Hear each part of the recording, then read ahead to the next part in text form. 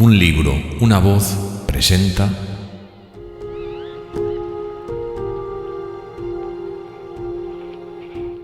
El crucero del Snark, un libro escrito por Jack London. Narrado con la voz de Miguel Ibars.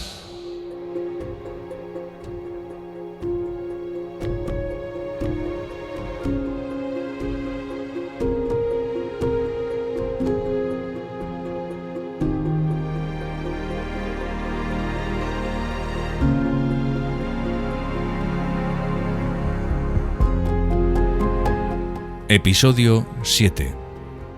Capítulo 15. Navegando por las Islas Salomón. ¿Por qué no vamos ahora?, nos dijo el capitán Jansen en Pedufrin, en la isla de Guadalcanal. Charmian y yo nos miramos y lo comentamos en silencio durante medio minuto. Luego inclinamos simultáneamente nuestras cabezas. Es un sistema nuestro para despejar la mente y hacer cosas. Y es muy útil hacerlo cuando uno no puede verter más lágrimas cuando se vuelca la última lata de leche condensada. Esos días vivíamos a base de alimentos enlatados y dado que se rumorea que el alma emana de la materia, nuestras sonrisas también debían de parecer de lata. «Será mejor que traigáis también vuestros revólveres y un par de rifles», comentó el capitán Jansen. «Yo tengo 5 rifles a bordo, pero no me quedan municiones para el Mauser. ¿Tendrías algunas como reserva?» Llevamos nuestros rifles a bordo, una buena cantidad de cartuchos para Mauser, así como a Wada y Nakata, que, respectivamente, eran el cocinero y el marinero del snack. Wada y Nakata estaban algo recelosos. La verdad es que no les hacía ninguna ilusión ir, a pesar de que Nakata jamás llegó a dar la más mínima muestra de miedo. Las Islas Salomón no los habían tratado muy bien. Para empezar, ambos padecían de llagas de los Salomón, y lo mismo nos pasaba a todos. En ese momento yo estaba alimentando a 2 de ellas a base de sublimado corrosivo. Pero los 2 japoneses se habían llevado una ración muy superior a la que les tocaba. Y esas llagas no son nada agradables. Podríamos decir que son como unas úlceras sumamente activas. Basta una picadura de mosquito, un corte o la más mínima abrasión para que la herida se infecte con un veneno que parece ser que se difunde por el aire. Inmediatamente la úlcera empieza a comer, y come en todas direcciones, consumiendo piel y músculo con una sorprendente rapidez. El primer día, la úlcera parece un simple pinchazo, al segundo día es del tamaño de una moneda pequeña, y al final de la semana ya no se puede tapar con $1 de plata. Y, peor aún que las úlceras, los 2 japoneses habían contraído las fiebres de las Islas Salomón. Ambos habían sufrido ya varias subidas de fiebre y, en esos momentos de debilidad, les gustaba estar juntos en la parte del snack que estuviese más cerca de Japón y miraban en esa dirección con añoranza. Pero lo peor de todo era que ahora los llevábamos a bordo del Minota para un viaje de reclutamiento a lo largo de la costa de Malaita. Wada, que era el más aprensivo de los 2, estaba seguro de que nunca volvería a Japón, y contemplaba triste y melancólicamente cómo nuestros rifles y municiones iban a parar a bordo del Minota. Había oído hablar del Minota y de sus viajes por Malaita.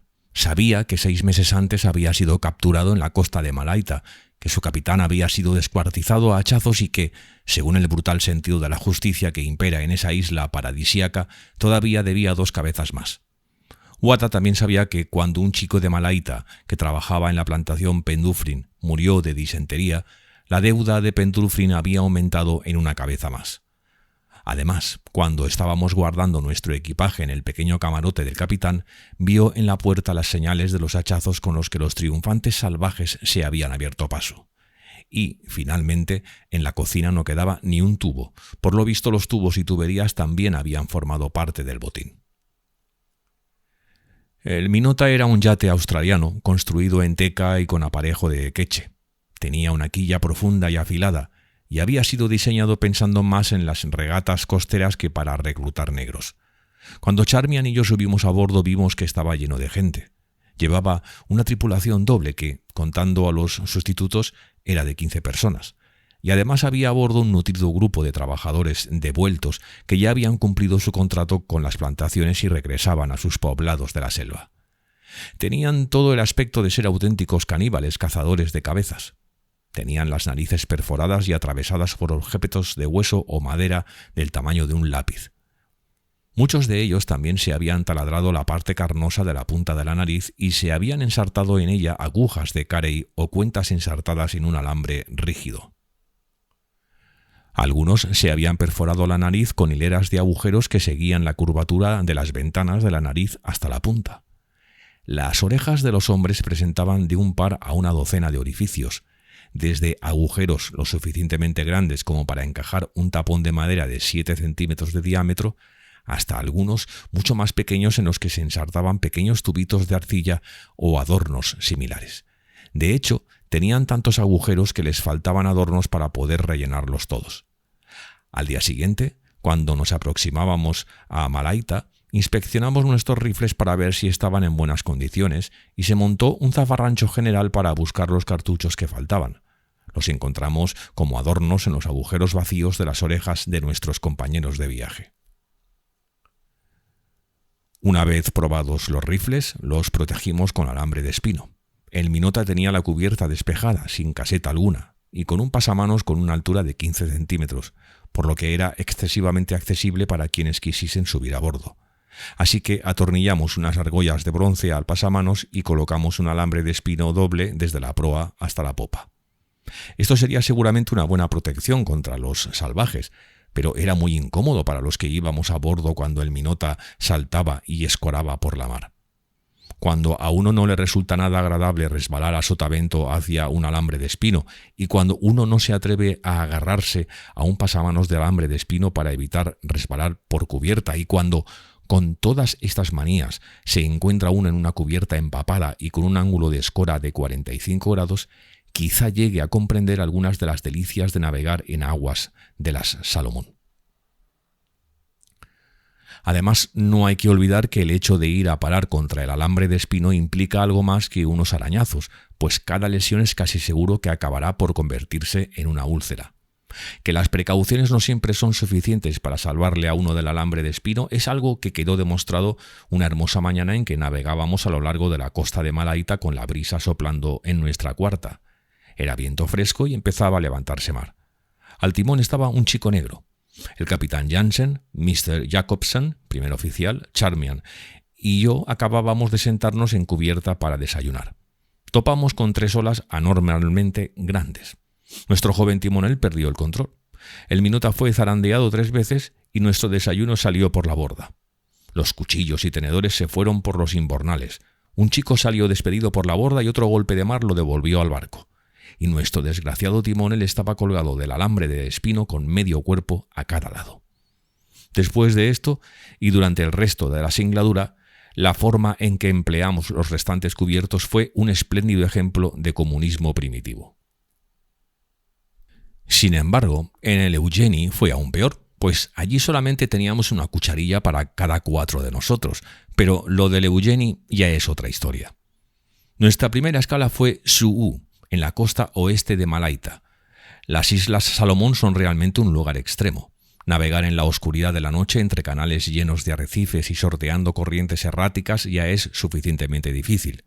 Las Islas Salomón se extienden a lo largo de unas 1000 millas de océano de noroeste a sudeste, y en todos los miles de millas de sus costas no hay ni un solo faro.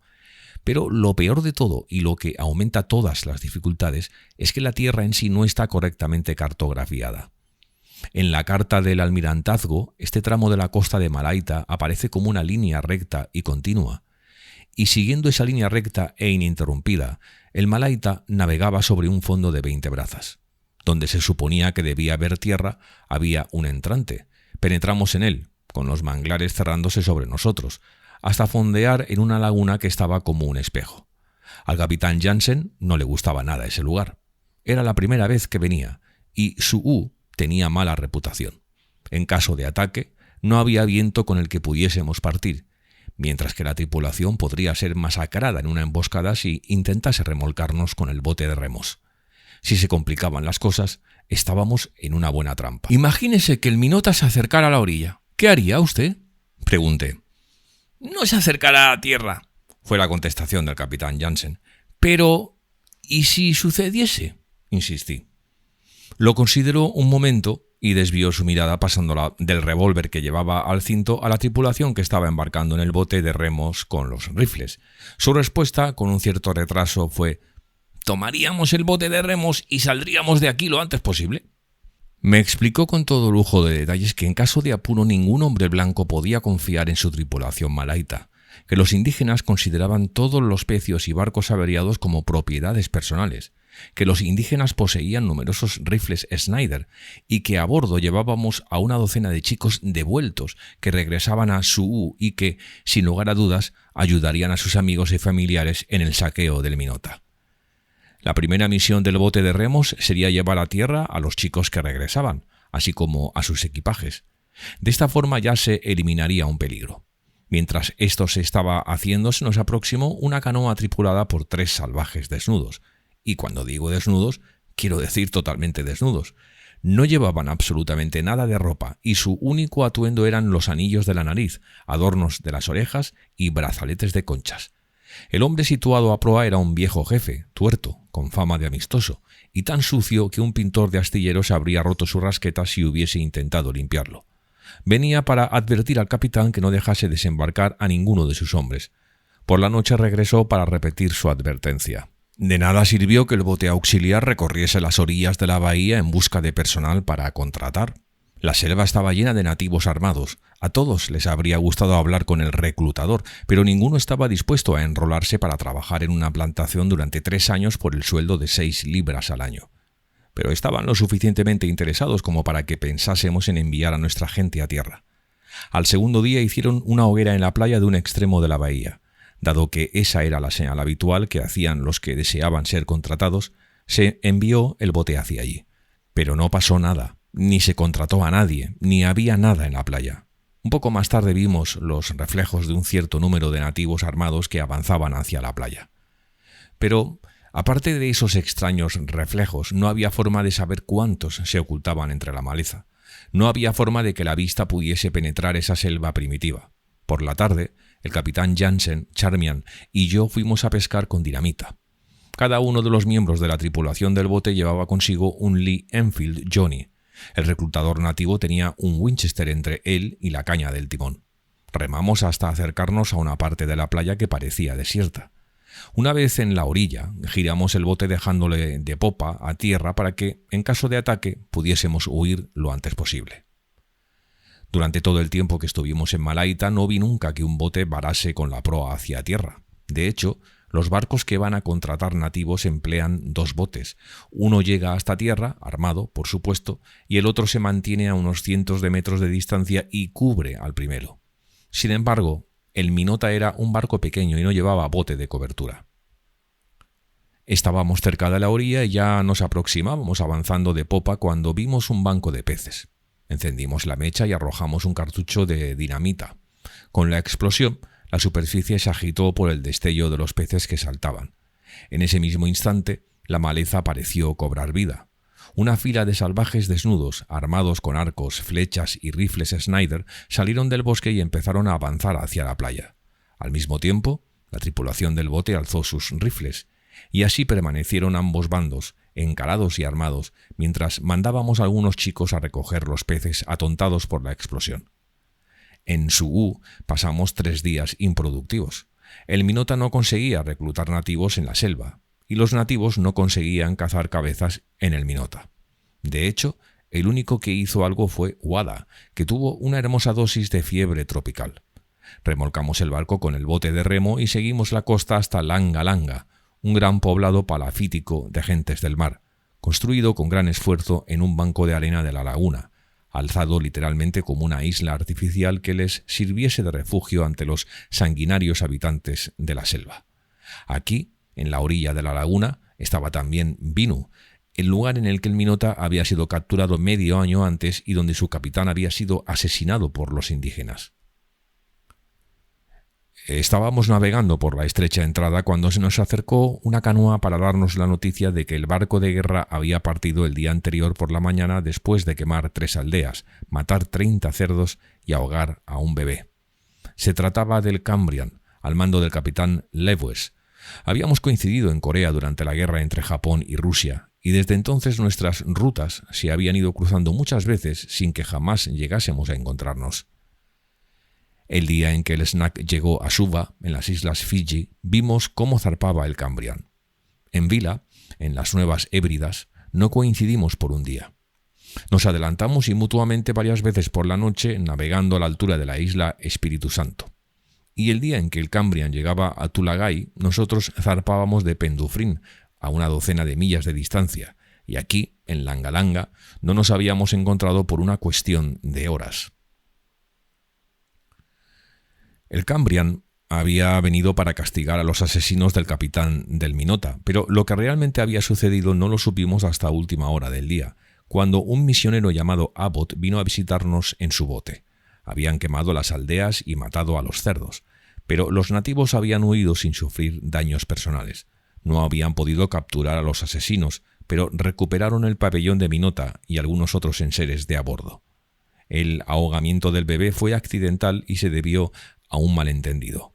El jefe Johnny, de Bindu, se había negado a guiar por la selva a la expedición de castigo, pues no podía obligar a ninguno de sus hombres a efectuar ese cometido.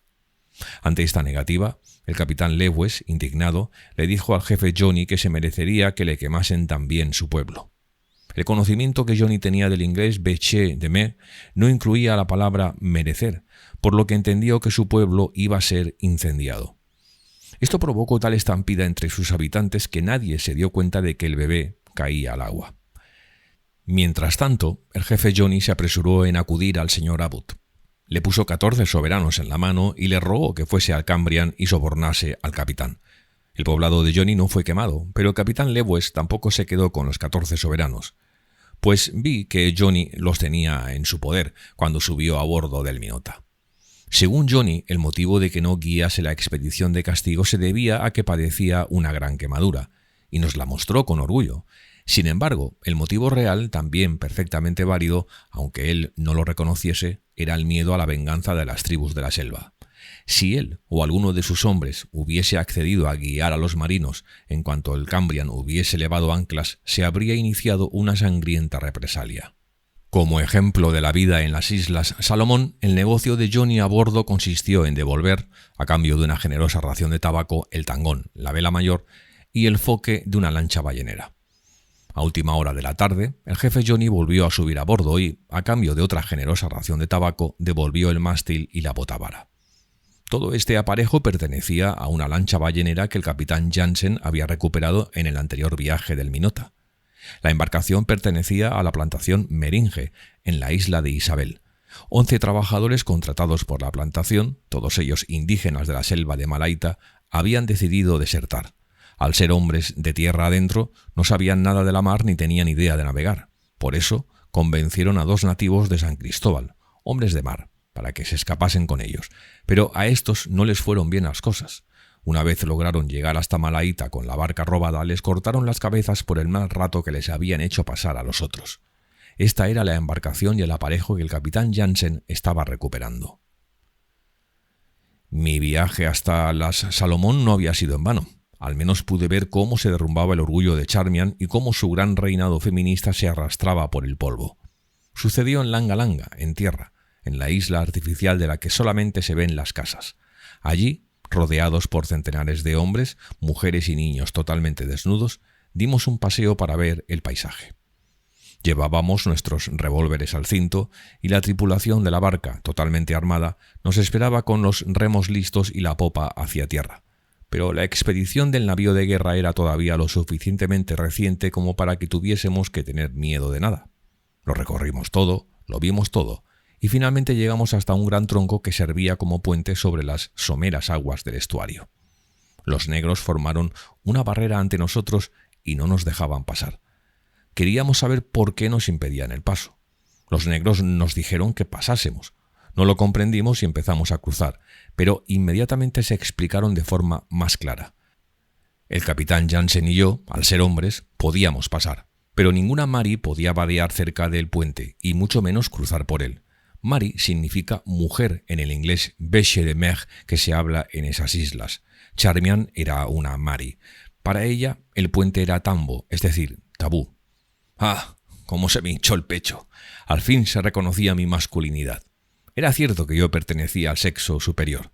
Charmian podría arrastrarse a nuestros pies, pero nosotros éramos hombres y nosotros podríamos cruzar por ese puente mientras que ella tendría que dar un rodeo con la barca. De todos modos, no quisiera que nadie interpretase mal lo que viene a continuación, pero en las Salomón se dice que es frecuente que los ataques de fiebres se desencadenen a consecuencia de algún shock.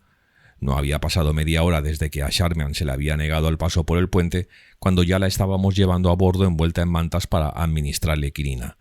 No sé qué tipo de shock habrían sufrido Wada y Nakata, pero el caso es que también tenían una fiebre muy alta. Las Islas Salomón podrían ser un lugar más saludable. Además, durante las fiebres, a Charmian se le hizo también una de esas espantosas úlceras. Era la última víctima. A bordo del Snack, todos las habíamos padecido menos ella. A mí se me había desarrollado una úlcera perforante tan grande y maligna que creía que se me iba a caer el pie a la altura del tobillo. Henry y Tehei, los marinos polinesios, habían tenido unas cuantas. Wada las tenía a montones. Nakata había tenido algunas de hasta 7 centímetros de longitud.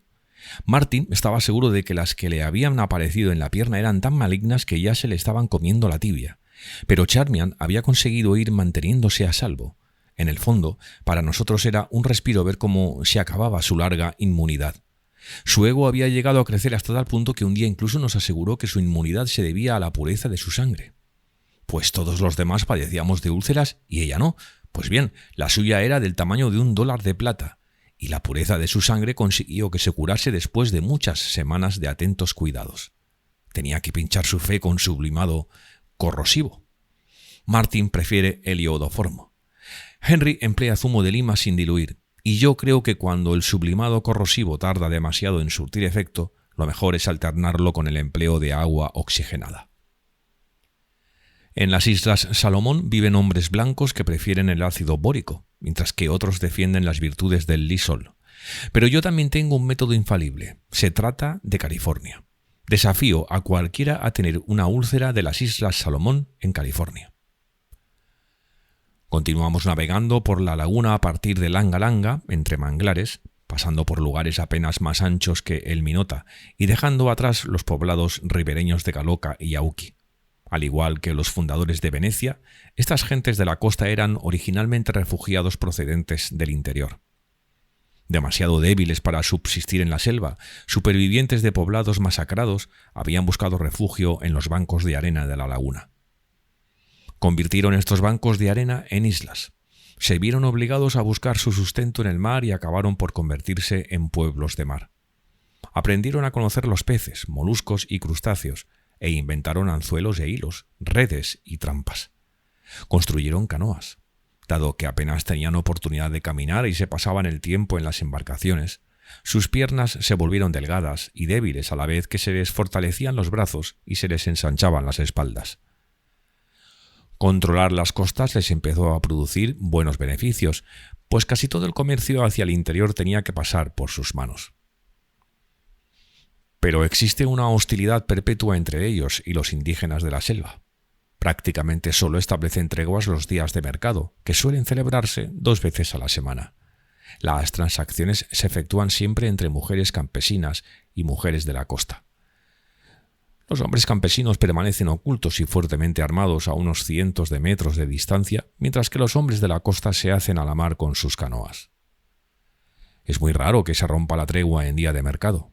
A las tribus campesinas les gusta demasiado el pescado, mientras que las de la costa tienen auténtica necesidad de las verduras y frutas que no pueden cultivar en sus superpoblados islotes. A 30 millas de Langa Langa llegamos al estrecho entre la isla de Basacanna y tierra firme. Allí, al llegar la noche, nos abandonó el viento y pasamos toda la noche a remolque del bote mientras la tripulación permanecía a bordo analizando las maniobras a realizar para lograr pasar. Pero teníamos la marea en contra. A medianoche, estando ya a mitad de camino, nos encontramos a l'Eugenie, una gran goleta de contratación remolcada por 2 lanchas balleneras. Su patrón, el capitán Keller, un corpulento y joven alemán de 22 años de edad, subió a bordo para charlar un rato y no tardamos en conocer las últimas noticias de Malaita. Él había tenido suerte, pues había conseguido reclutar a 20 hombres en el poblado de Fiu. Mientras estaba allí había tenido lugar uno de sus frecuentes y violentos asesinatos. La víctima había sido un joven de los llamados campesinos de agua salada, es decir, un pescador medio campesino que vive del mar pero no habita en un islote. Mientras estaba trabajando en su huerto se le acercaron 3 campesinos. Se comportaron de forma amistosa y, al cabo de un rato, le pidieron caicai. Y caicai significa comida. El chico hizo fuego y empezó a hervir algo de taro. Mientras removía el potaje, uno de los recién llegados le disparó un tiro en la cabeza, cayó sobre el fuego y, allí mismo, lo empalaron con una lanza y lo asaron. «Dios mío», dijo el capitán Keller, «no me gustaría nada que me disparasen con un Snider. ¡Qué horror! Te hace un agujero en la cabeza por el que podría pasar un caballo tirando de un carro».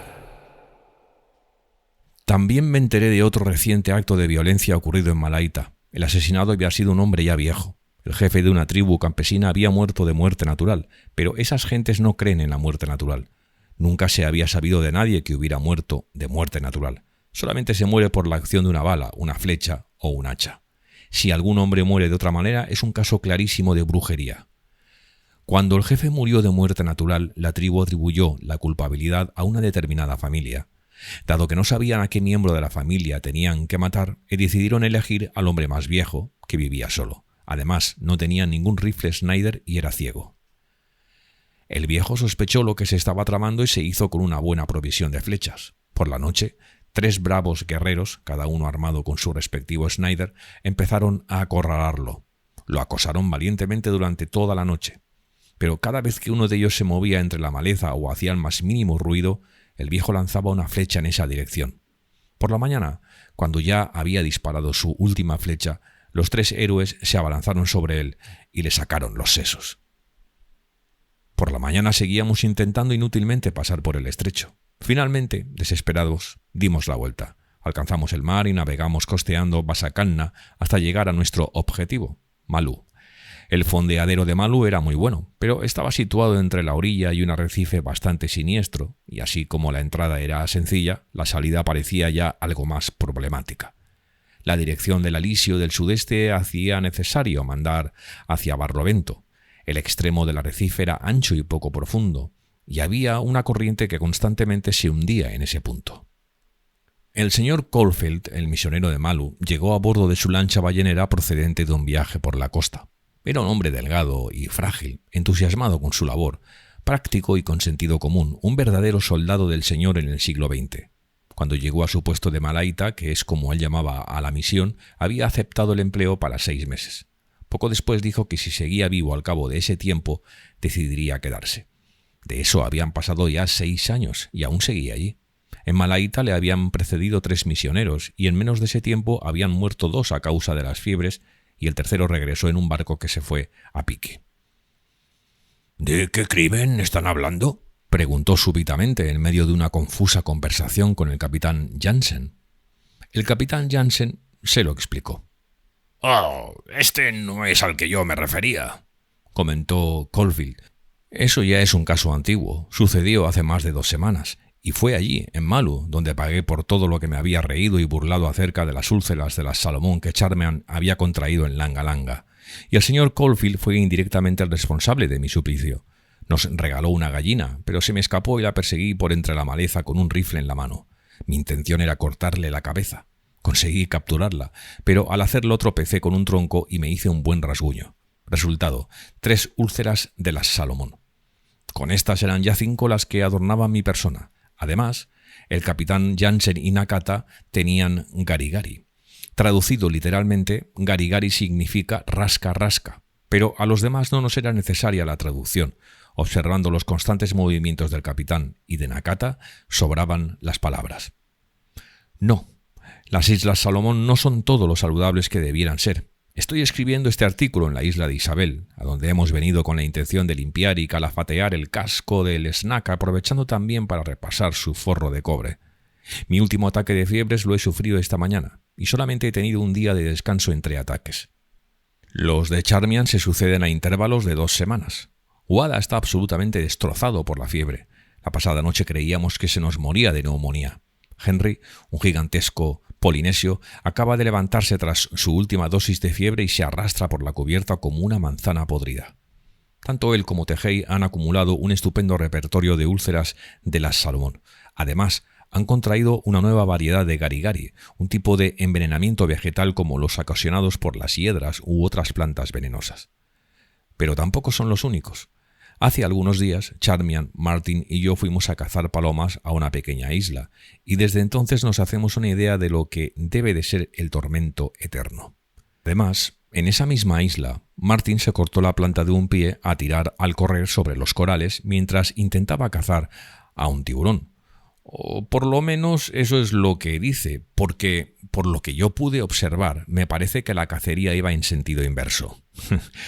Todos esos cortes producidos por los corales se han convertido en úlceras. Antes de mi último ataque de fiebres me lastimé la piel de los nudillos mientras cobraba un cabo, y ya tengo 3 nuevas úlceras. Y pobre Nakata, ha estado 3 semanas sin poder sentarse. Ayer consiguió sentarse por primera vez y lo aguantó durante 15 minutos. Hoy comentaba alegremente que espera curarse de su garigari en un mes más. Además, su garigari, con tanto rascarse, ha proporcionado un sustrato idóneo para innumerables úlceras más. Poco más tarde ha sucumbido a su 7º ataque de fiebres. Si yo fuese rey, el peor castigo que infligiría a mis enemigos sería el de desterrarlos a las Islas Salomón. Pero, de todos modos, sea o no sea rey, dudo que tuviese corazón para hacerlo. Reclutar trabajadores para las plantaciones a bordo de un yate pequeño y estrecho, diseñado para las regatas costeras, no es nada agradable. La cubierta está saturada de trabajadores y sus familias. La cabina principal también está llena de gente. Por la noche duermen allí. La única forma de acceder a nuestro pequeño camarote es pasando por la cabina principal, y tenemos que pasar entre o por encima de ellos. En ninguno de los dos casos es agradable. Todos padecen las más diversas y malignas enfermedades de la piel. Algunos tienen gusanos, otros tienen bucúa. Esta última afección está causada por unos parásitos vegetales que invaden la piel y la devoran. El escozor que producen es insoportable. Los afectados se rascan hasta que el aire está lleno de diminutos copos secos. También se observan eczemas y otras ulceraciones de la piel.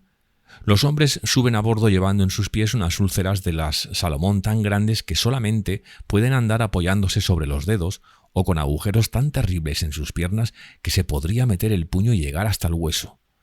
Los forúnculos también son muy frecuentes, y el capitán Jansen los opera todos empleando un cuchillo afilado y la aguja de coser velas.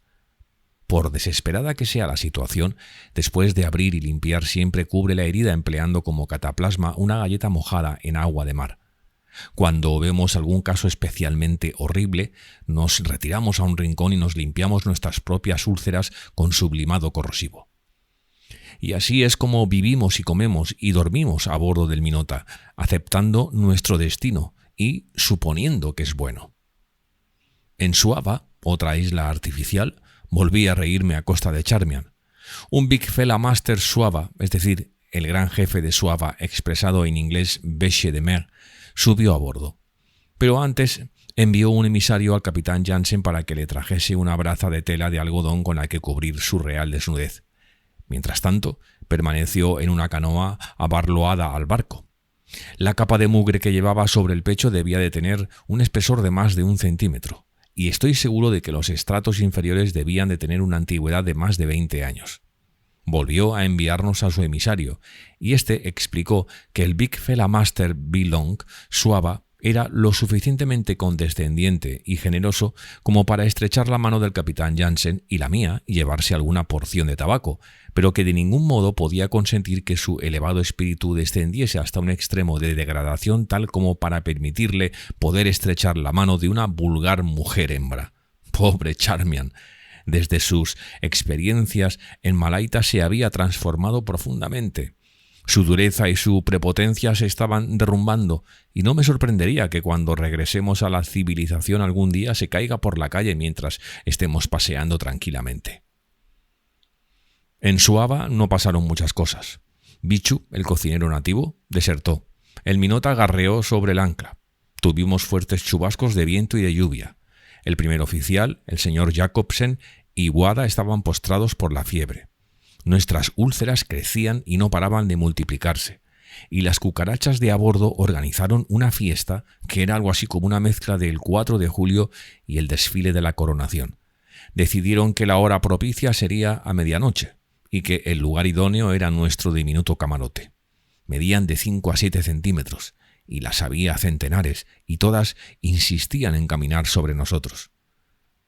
Cuando intentábamos expulsarlas, abandonaban el suelo y empezaban a volar como colibríes.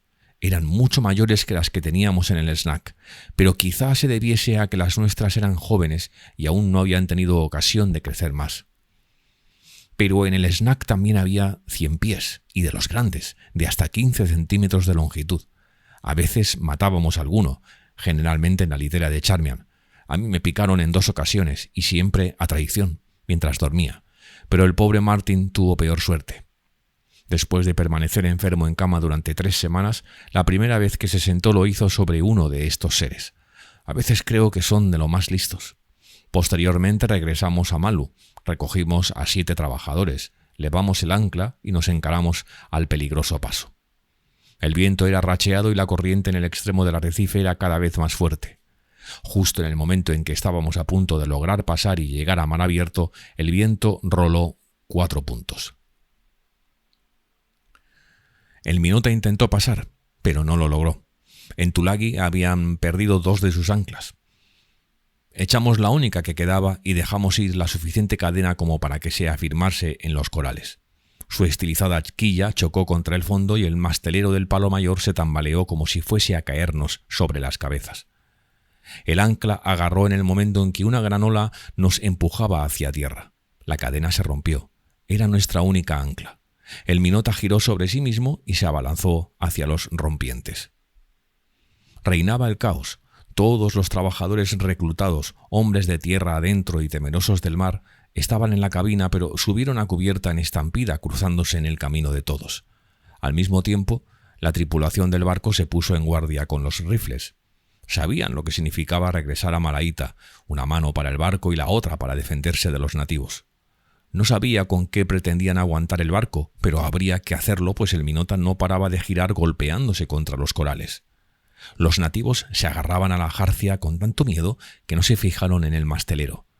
Se botó el bote de remo con un cabo de remolque en un intento desesperado de evitar que el Minota se fuese aún más contra los arrecifes y, mientras tanto, el capitán Jansen y su primer oficial, este último aún pálido y febril, intentaban construir un ancla de fortuna empleando lastre y cabos de recambio de la jarcia.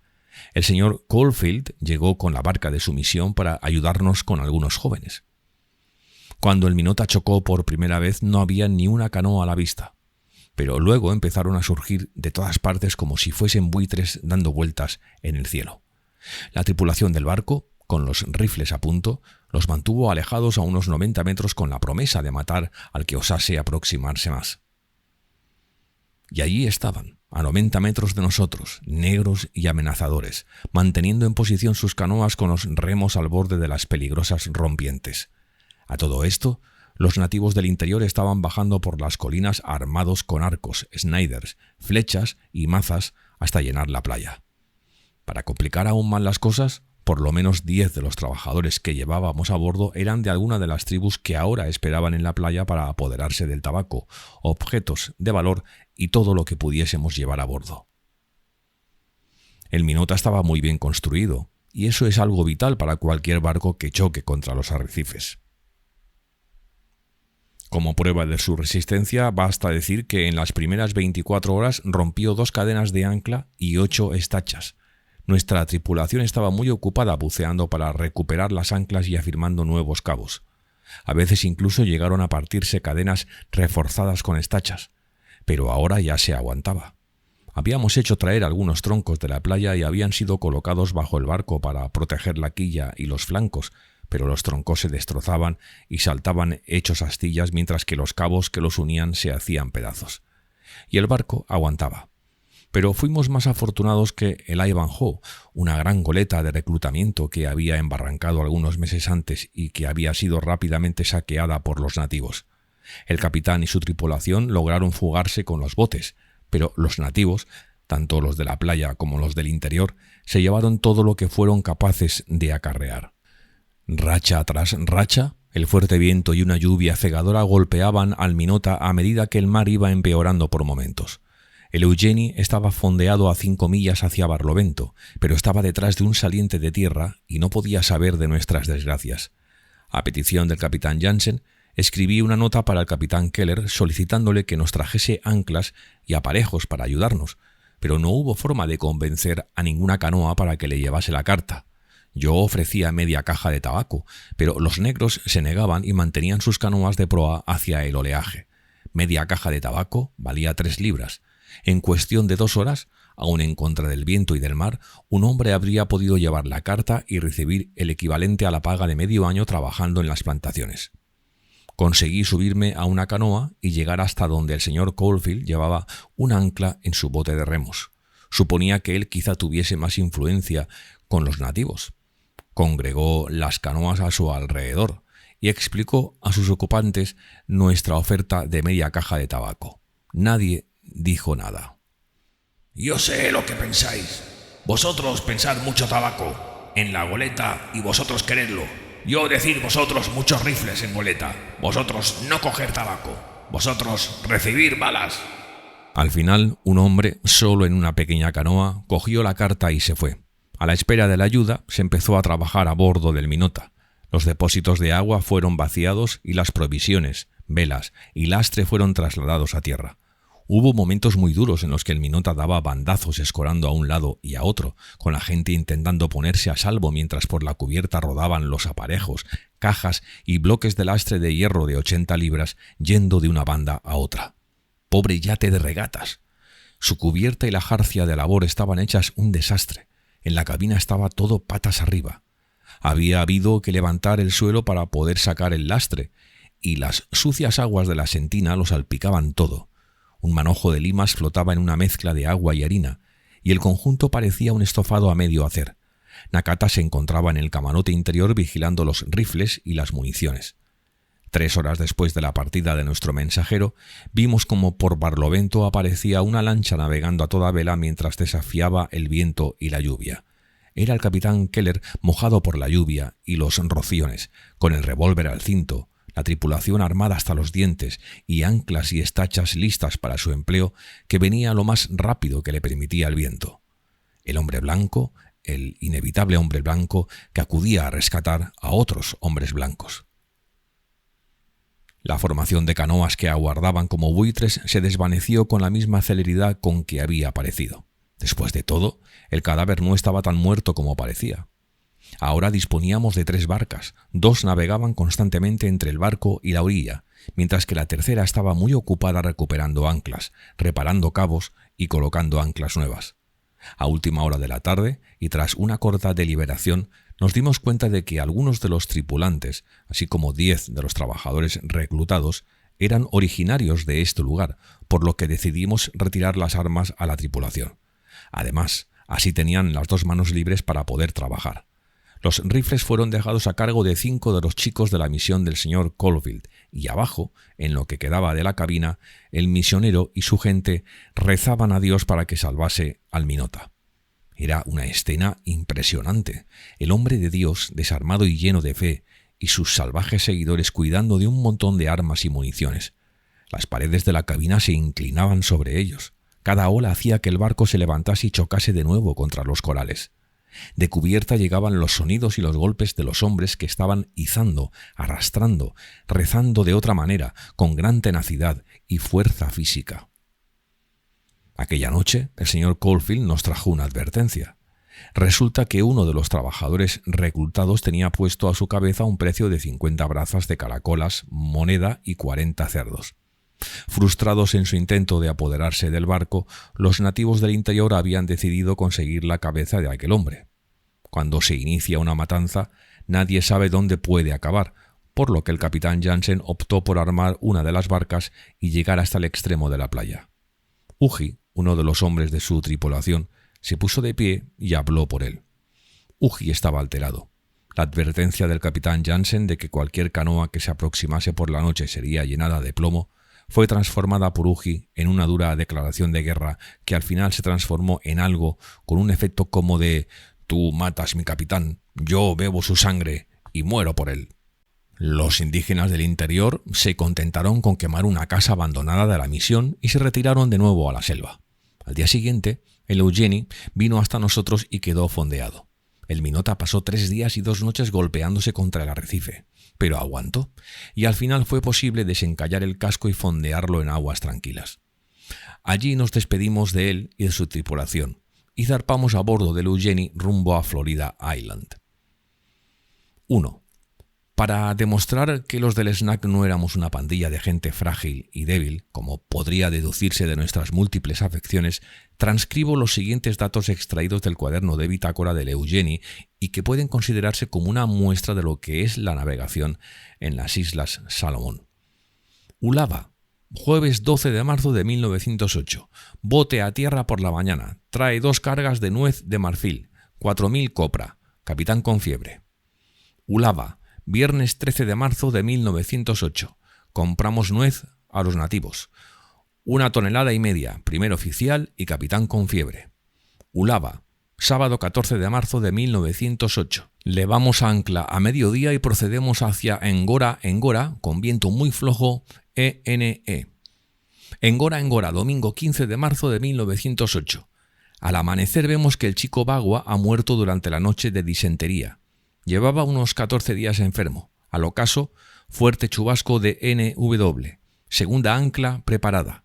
Dura 1 hora y 30 minutos. En la mar, lunes 16 de marzo de 1908. Ponemos rumbo hacia Siquiana a las 4 de la tarde. El viento se calma.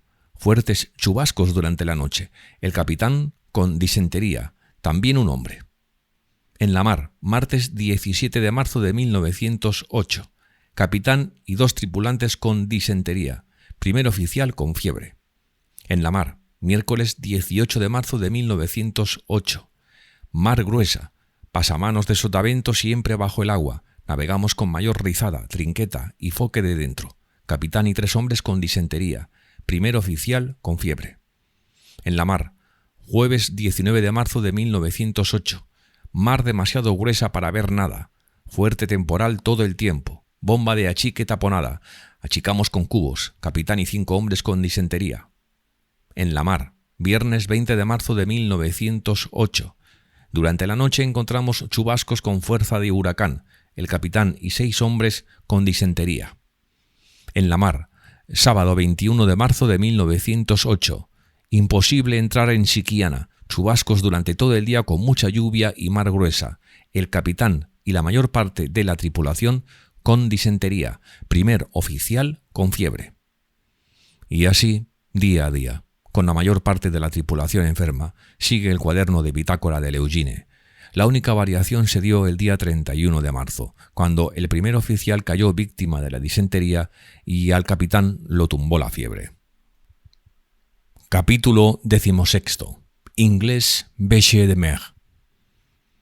Tómese un cierto número de comerciantes blancos, un territorio muy amplio y centenares de lenguas y dialectos de los salvajes. El resultado será un idioma nuevo, nada científico, pero sumamente práctico. Esto es lo que hicieron los comerciantes cuando inventaron la lengua chinook para emplearla en Columbia Británica, Alaska y los territorios del noroeste.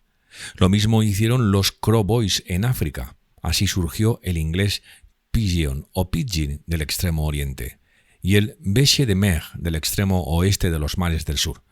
A este también se le suele llamar inglés Pigeon, pero realmente no lo es. Veamos un ejemplo. Fue el caso de un capitán de navío que deseaba que un mandamás negro bajase a su cabina. El mandamás estaba en cubierta. La orden que el capitán dio a su marino chino fue la siguiente: "Hey, boy, you got topside, catchy one piece king". O sea, chico, tú ir arriba y traes rey.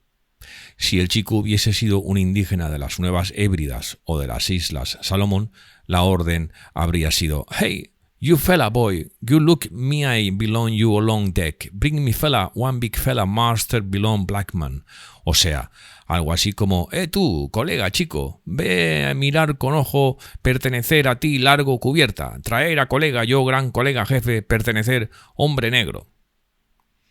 Fueron los primeros hombres blancos que se aventuraron por la Melanesia tras los pasos de los exploradores iniciales los que desarrollaron esta lengua que conocemos como inglés Bêcher de Mer, hombres como los pescadores de Bêcher de Mer, los traficantes de madera de sándalo, los buscadores de perlas y los que iban a reclutar trabajadores. En las Islas Salomón, por ejemplo, se hablan muchísimos idiomas y dialectos. Pobre del comerciante que intente aprenderlos todos, pues a la que llegase a otras islas tendría que aprender un nuevo grupo de lenguas. Se hacía necesario un nuevo idioma, un idioma tan sencillo que hasta los niños pudiesen aprenderlo, y con un vocabulario tan limitado como la inteligencia de los salvajes con los que iba a ser empleado. Pero los traficantes no lo crearon de forma consciente. El inglés Bêcher de Mer fue el producto de las condiciones y las circunstancias. La función crea el órgano, y la necesidad de un lenguaje melanesio universal precedió a la aparición del inglés Bêcher de Mer. Surgió de forma totalmente fortuita, pero también definitiva. Así, el hecho de que esta lengua apareciese impulsada por la necesidad es un magnífico argumento para los defensores del esperanto. El hecho de que el vocabulario sea ilimitado implica que cada palabra tendrá diversas acepciones. Por ejemplo, fela, colega. En Bêcher de Mer tiene muchísimos usos y se emplea continuamente en todos los contextos posibles. Otra palabra muy empleada es belong, pertenece. Nada está solo. Todo está relacionado con algo o con alguien. La cosa que se desea se señala mediante su relación con otras cosas. Un vocabulario primitivo implica también expresiones primitivas. Así la permanencia de la lluvia se expresará como rain he stop. Some he come up no se presta tampoco a ningún malentendido, pero no hace falta realizar ningún esfuerzo mental para emplear la estructura de la frase en sí en miles de otros casos. Por ejemplo, si un nativo quiere comunicarte que aquí hay peces en el agua, se expresará diciendo fish he stop. Fue negociando en la isla de Isabel donde me di cuenta de la utilidad de este idioma. Deseaba adquirir 2 o 3 pares de conchas de tridacna gigante, de hasta 1 metro de diámetro, y no quería la carne de este gigantesco molusco. Pero lo que sí quería era algunas almejas más pequeñas para hacer una sopa de pescado. Finalmente, lo que les dije a los nativos fue más o menos lo siguiente. You fella bring me fella big fella clam, kai kai. He no stop, he walk about. You fella bring me fella small fella clam, kai kai, he stop. O sea, tú, colega, traes a mi colega gran almeja. Comida no se queda, se va. Tú, colega, traes a mi colega pequeña almeja. Comida se queda. Kai kai es la expresión polinesia para comida, carne, comer y para comer, pero sería difícil averiguar si fue introducida en la Melanesia por los traficantes de sándalo o por los polinesios que navegaban hacia el oeste. Por ejemplo, si uno le ordena a un marino de las Islas Salomón que sujete la botavara con un aparejo, es probable que éste diga "That fella boom walk about too much", o sea, esta colega botavara pasea demasiado. Y si dicho marino desea que lo dejen en tierra, dirá que quiere ir a pasear walkabout. O si este mismo marino se marease, lo explicaría diciendo algo así como belly belong we walk about too much. Es decir, vientre pertenece a mí, pasea demasiado. Too much, demasiado, no indica forzosamente que algo sea excesivo. Lo que sucede es que es el único superlativo que se emplea. Así, si a un nativo le preguntamos la distancia hasta un cierto poblado, puede darnos una de las 4 respuestas siguientes. Close up, muy cerca. Long way little bit, largo camino un poco. Long way big bit, largo camino bastante. O long way too much, largo camino demasiado. Y long way too much no quiere decir que uno no pueda llegar hasta el poblado. Significa simplemente que está algo más lejos que si estuviese long way big bit. Gammon significa mentir, exagerar, burlarse. Mari es mujer. Todas las mujeres son Maris. Seguro que alguno de los primeros aventureros que llegaron por estas tierras debió de tener la ocurrencia de llamar Mari a alguna mujer nativa, y similar debe de ser el origen de las demás palabras en Bêcher de Mer. Los hombres blancos que llegaban eran siempre marinos, por lo que las palabras capsize, volcar, y sink out, cantar, también pasaron a formar parte del léxico. Uno no le dirá a un cocinero melanesio que vacíe el agua, sino que vuelque el recipiente. Sink out es gritar con fuerza, llamar o simplemente hablar. Un nativo cristiano no imagina a Dios llamando a Adán en el paraíso. El nativo se imagina a Dios cantándole a Adán en el paraíso. Sav-vi y cat-chi son prácticamente las únicas palabras que proceden directamente del inglés pidgin. Naturalmente, la palabra picanini, pequeño, también ha llegado hasta aquí, y algunas de sus aplicaciones son realmente exquisitas. Al comprarle una gallina a un nativo que vino en su canoa, el hombre me preguntó si también quería picanini stop along him fella, pequeñitos parados a lo largo ella colega. Hasta que no me enseñó unos huevos no supe de qué me estaba hablando. My word, mi palabra, es otra expresión con muchísimos significados y no puede haber llegado de otro lugar que no sea la vieja Inglaterra. Un remo, una paleta o una escoba se denominan washi, y washi es también el verbo. Reproduzco a continuación una carta dictada por un tal Peter, un comerciante nativo de Santa Ana, y dirigida a su jefe, Harry, el capitán de la goleta. Empezó a escribir la carta, pero Peter le interrumpió al final de la segunda frase. A partir de ahí, la carta continúa con las propias palabras de Peter, pues Peter temía que Harry gammoned too much, se equivocase o mintiese demasiado, y quería que todas sus exigencias llegasen hasta los jefes. El texto completo era el siguiente. Nota del narrador, un servidor. El siguiente texto es en inglés, con lo cual lo voy a leer en inglés. Mis disculpas si mi inglés no es todo lo bueno que debiera de ser. Lo siento mucho, pero es lo que hay, pero lo tengo que leer en inglés, así que vamos a ello. Santa Ana. Trader Peter has worked 12 months for your firm and has not received any pay yet. He hereby wants 12 pounds. Aquí empieza el dictado de Peter. Harry, he gammon along him all the time too much. I like him 6 tin biscuit, 4 bag rice, 24 tin bulamaco. Me like him 2 rifle. Me savvy look out a long boat. Some place me go man he no good. He kai along me. Peter. Bulamaco significa carne enlatada. Esta palabra degeneró del inglés en Samoa y de allí llegó a Melanesia con los traficantes. El capitán Cook y otros de los primeros navegantes europeos que llegaron a estas regiones tenían la costumbre de llevar semillas, plantas y animales domésticos para mostrarlos a los nativos. Y en Samoa, uno de estos navegantes desembarcó un toro, bull en inglés, y una vaca, cow en inglés, y les explicó a los samoanos, "This is a bull and a cow". Esto es un toro y una vaca. Pero los nativos creyeron que les estaba diciendo el nombre de la especie y desde entonces, tanto vivos como en lata, se llaman bulamacow. Un isleño de las Salomón no dirá fence, vaya, sino fenis. Store, tienda, es sitor y box, caja, es boquis.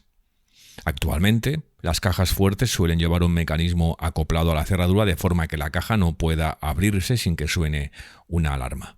Una caja de este tipo no es considerada una simple boquis, sino una boquis belong bell, caja pertenece campana. Fright significa miedo, en vez de mer. Si un nativo parece tímido y uno le pregunta el motivo, es probable que conteste "Me fright along you too much", yo miedo de ti demasiado.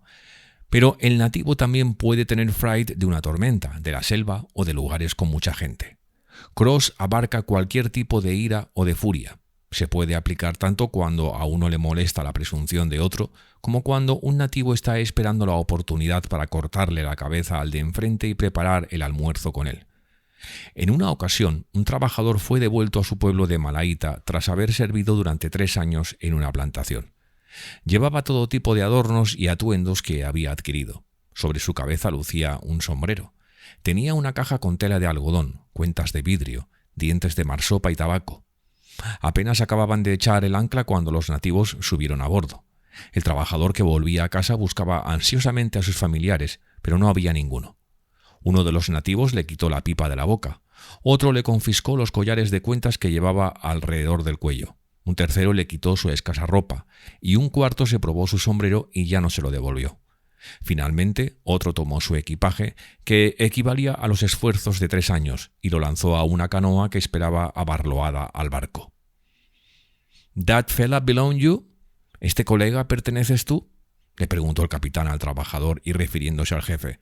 No belong me, no pertenezco yo, fue la respuesta.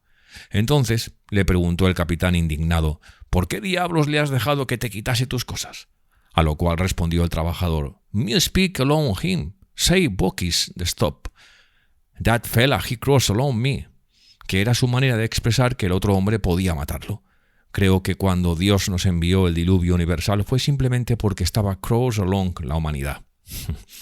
En BC de Meg, la pregunta más habitual es what name, qué nombre, y todo depende de cómo se pronuncie. Puede significar ¿qué tal te van las cosas?